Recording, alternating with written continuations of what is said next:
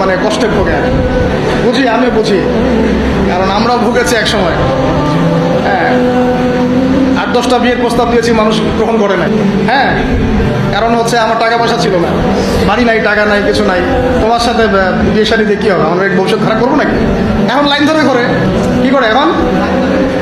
ওই জন্য একদিন বলেছি আপনাদেরকে, মানুষের অবস্থানকেই আছে, এটা সত্য কথা।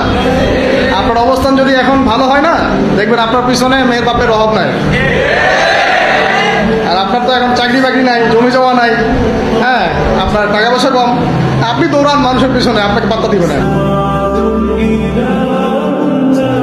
দুনিয়া খুব খারাপ, এই জন্য ভাই দুনিয়ার দাস হবেন না, আল্লাহর দাস হয়ে যান। দুনিয়ার পিছনে ছোটেন না, আল্লাহ আপনাকে দুনিয়া পায়ের সামনে এনে দিবে ইনশাআল্লাহ। আপনি আল্লাহর হয়ে যান, দুনিয়া আল্লাহ পাক আপনাকে পায়ের সামনে এনে দিবে ইনশাআল্লাহ। তখন দুনিয়ার প্রতি আপনার মোহ কাজ করবে।